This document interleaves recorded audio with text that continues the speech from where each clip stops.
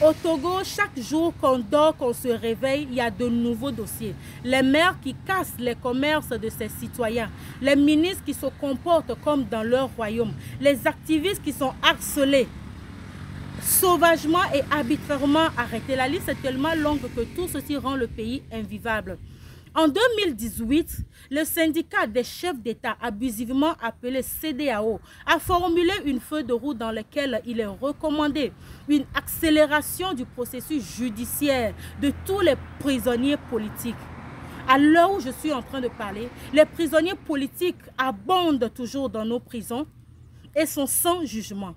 Dans la Déclaration universelle des droits de l'homme qu'a ratifié le Togo même, la torture et tous les actes qui vont avec sont d'une grave violation des droits de l'homme et est sévèrement condamnée.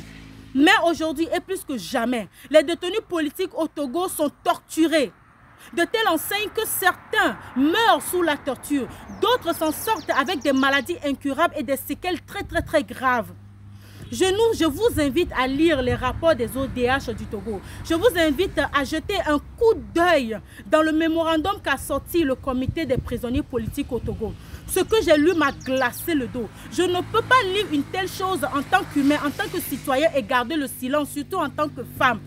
Comment c'est possible qu'on verse de l'eau de javel concentrée sur le dos d'un être humain et avant de le battre du soir jusqu'au matin? Comment c'est possible d'asperger de produits chimiques dans les yeux d'un être humain, le forcer à regarder le soleil pendant qu'on le verge?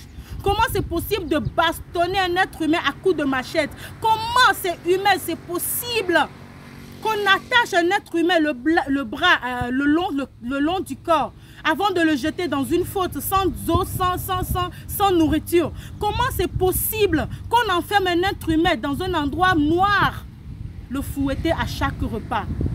Si, après avoir lu ces rapports, et que le peuple togolais garde encore le silence, c'est que nous sommes encore plus coupables et plus criminels que ceux qui posent ces actes de barbarie. Je nous invite à nous lever comme un seul peuple et à réclamer la libération de tous les détenus politiques. Je nous invite comme un seul peuple à faire appel à l'opinion nationale et internationale afin qu'ils jettent un regard sur ce qui se passe au Togo. Dénonçons ces actes de torture commis sur nos frères et sœurs qui sont en prison. Ces gens qui sont en prison, ils n'ont rien d'autre fait que demander qu'un nouveau vent souffle sur le Togo. Qui ne demande pas qu'un nouveau vent souffle sur le Togo? Est-ce que vous arrivez à respirer dans ce pays? Est-ce que vous arrivez à vous sentir humain dans ce pays? Est-ce que vous avez la paix du cœur dans ce pays? Si vous en avez, moi je n'en ai pas.